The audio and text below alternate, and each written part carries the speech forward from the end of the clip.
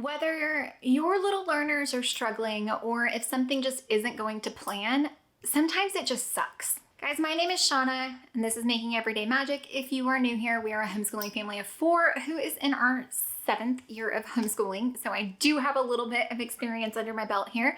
We have a 6th grader and a 2nd grader for the 2023-2024 school year. And today, I just wanted to come here and share some tips about when homeschool gets hard. Guys, before we go any further, please scroll down, hit the big red subscribe button, turn on the bell for notifications, and give this video a thumbs up. I tried to go ahead and be like, 5 tips for blah, blah, but then it wasn't 5.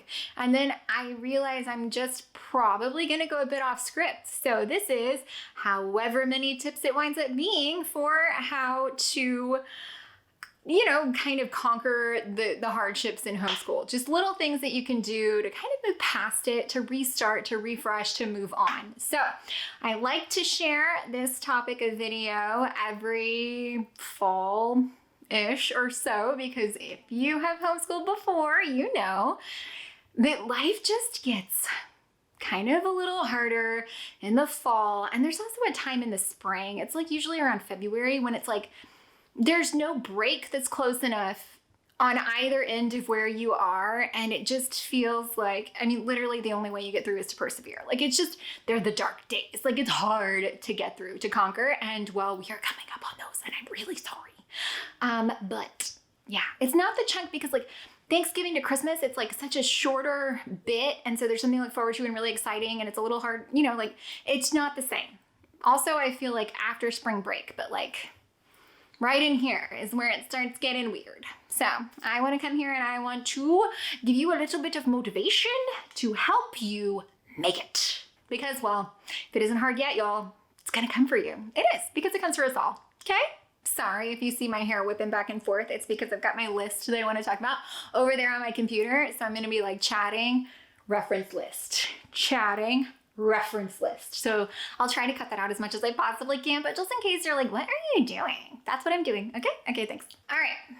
I know this is not helpful in the slightest, but I still have to say it. The best way to get unstuck when homeschooling gets hard is to not get stuck in the first place. Guys, preventative measures. And I know that you're like, well, that doesn't help at all, but I'm gonna give you a little bit more information, so let's pump the brakes, okay? This is just like whenever people are like, oh, the first thing to do when making a budget is to quit spending money. It's kind of the same thing. If you don't get stuck in the first place, it's a lot easier, well, to be unstuck if you don't get stuck. Number one way that we can do that, guys, and this is on us, it's not on anyone else. I know, I'm really sorry, and the truth hurts, but you need to meter your expectations, and whatever those expectations are. I don't even know, but I'm gonna throw a few of them out there. If you're expecting your 4-year-old to sit through 50 math problems, you're setting yourself up for failure. If you are expecting your, kinesthetic learner who needs to be moving and grooving to sit through a 27-chapter classic literature read aloud,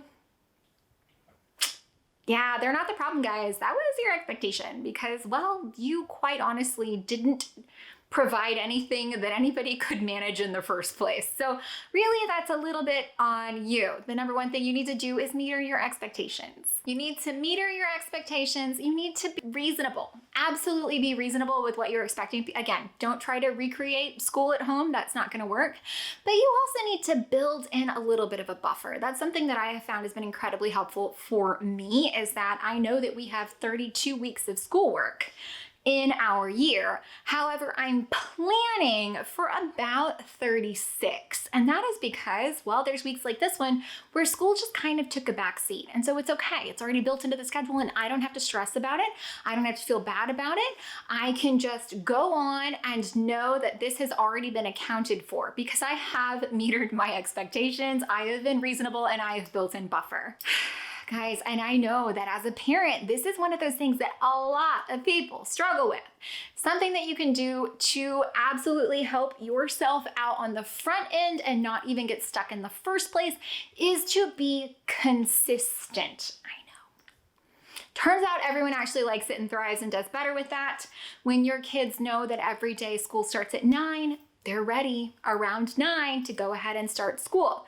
If today school starts at 9 and tomorrow school starts at 1 and the next day it starts at 12:45 and the next Wednesday, even though it started at 2 p.m. last Wednesday, it starts at 6 a.m., that's going to wear everyone out. If people don't know what to expect, I can guarantee you, you're going to get stuck pretty fast. And let me just remind you, because this is the absolute truth, if your child is crying or fussing or frustrated, 0% of learning will happen. Okay? So before you keep paddling the boat that has a glaring hole in it, please know that all of the paddling effort is wasted because the ship is sinking. First and foremost, you must plug the hole. If your kids, and I always tell them when they're full of all that energy, no learning, no information can get in. No learning can take place. Even if you tell them 2 + 2 is 4 and they're able to tell you back 2 + 2 is 4, that is not something that has been retained long term. If they're busy being frustrated, if they're not having whatever their needs are met. So it really pays off in those times to hit the brakes, stop, and allow for a reset. The ways that you can reset: take a break, take a walk, get a snack. I cannot tell you the number of problems that are solved in my house by a snack and a drink. And not alcoholic for mom, but like water for everyone. Take a break, take a walk, get a snack, have a drink. Everybody calm down, take 5, go to your rooms, do the stairs, do whatever it is that expends some of that rage energy. And then we're gonna circle back and we're gonna be great friends again, and we will continue from here. Now, in getting a drink, something else that just always works. It always works. And this doesn't even have to apply to homeschool. This applies to parenting. When in doubt, just add water. That's it. This is a great, way to solve so many of the issues, even for you as a parent. If you get frustrated, just add water. Is it getting a drink? Is it taking a shower? Is it taking a bath? Is it playing in the sprinkler?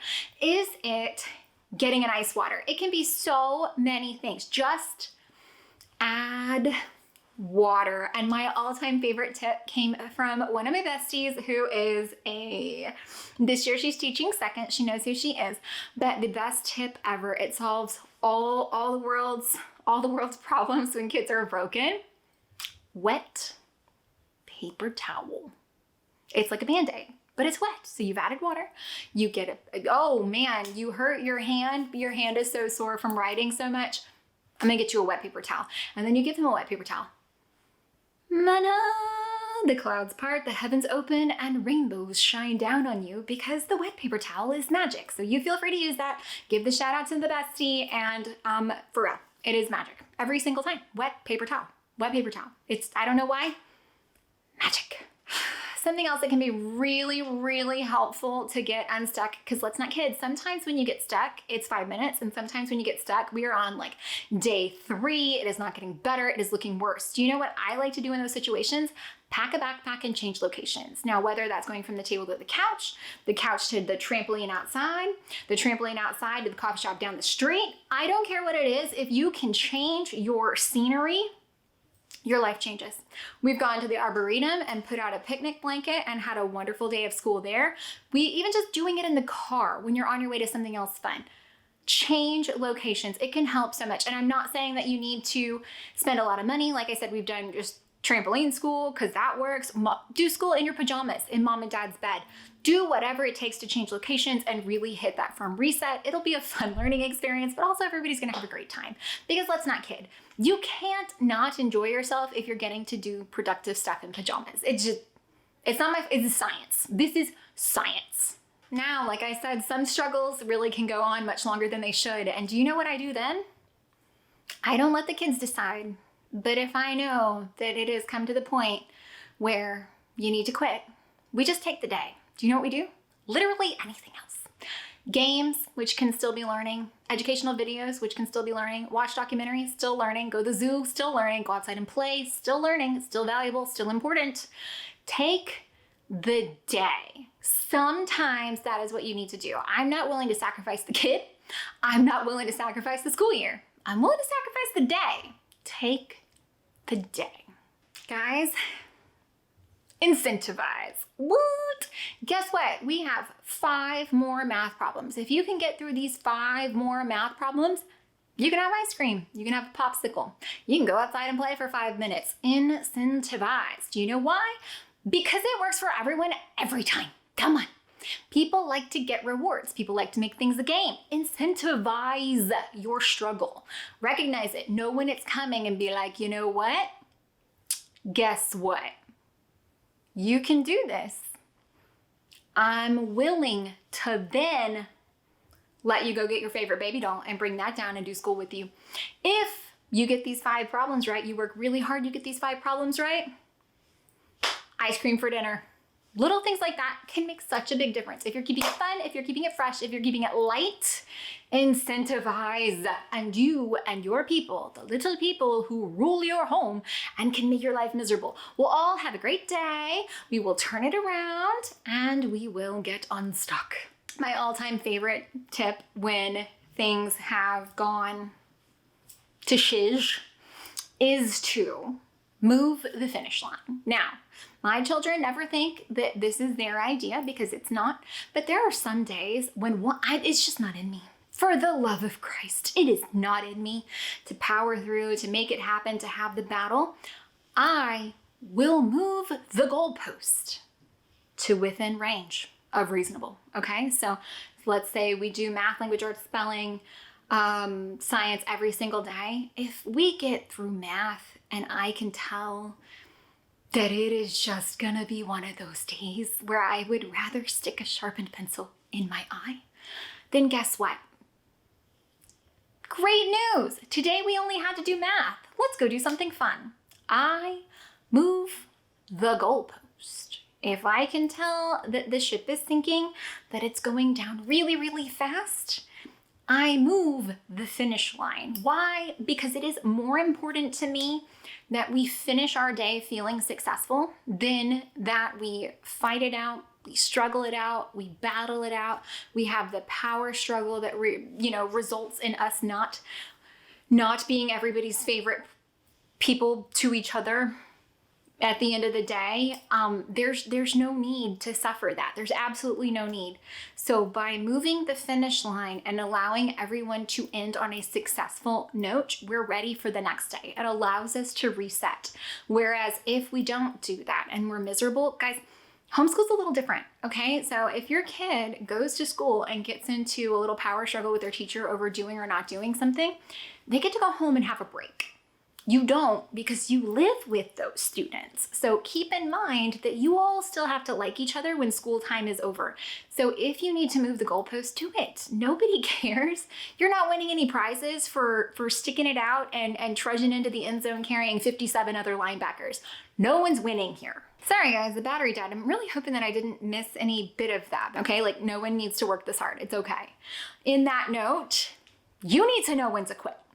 If math is an absolute nightmare struggle every single day, even if it's your favorite curriculum you've ever used, but it's not working for the people in your home, it isn't working. It is in fact working against you, and you need to quit. I know. I am really good at quitting stuff. I genuinely feel like it's like a skill that not enough people, like a muscle, not enough people exercise.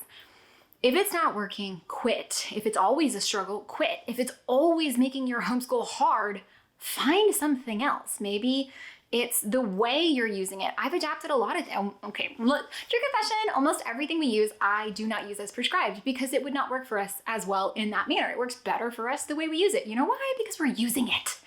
So I think it's a really important skill, especially in homeschooling, in home management, and parenting, to know when to quit, okay? Yes, you spent money on it, that's great.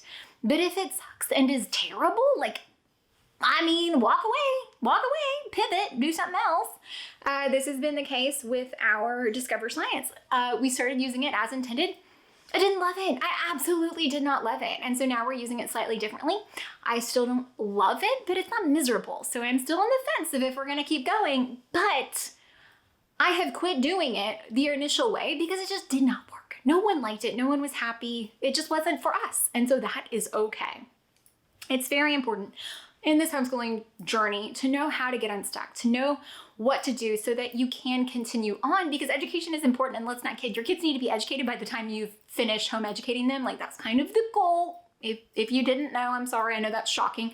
Go ahead and have a lie down, but it is important that we are able to figure out how to go on.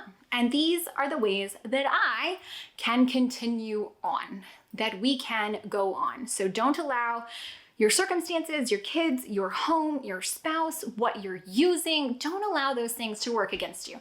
Pivot and figure out how they can work for you and with you, because everyone will be a lot happier if you have used this many, I don't know how many it was, millions and billions of wonderful tips to get unstuck when homeschooling gets hard, to keep going, to persevere, and to continue to do this another day or maybe even another year. Make sure everybody keeps liking each other, because again, you're not a teacher who leaves her students at school. These are the people you made, the people you're growing, the people who one day will choose your nursing home. So think about that. Maybe when you're fighting on math problems, just think about that. And I don't care how your family came together. It is important that they stay that way. Okay? That's the goal. Yeah. Well, I mean, one of the goals, not often spoken about enough, probably. Yeah. I hope that this helps you get unstuck, to persevere, and to just make it through when homeschooling gets hard. Sometimes you gotta quit, sometimes you gotta pivot, sometimes you gotta burn it, sometimes you gotta move on, sometimes you gotta get a wet paper towel. All work in different situations. You'll figure it out. But they're all in your toolbox now. You're welcome. Guys, I hope that you found any of this helpful, entertaining, or informative. If you did, please scroll down, hit the big red subscribe button, turn on the bell for notifications, and give this video a thumbs up. As always, you can find me down in the comments or over on Instagram at Making Everyday Magic. Let me know, what are your tips? Because I bet you've got some good ones. Write on down in the comments. Please share.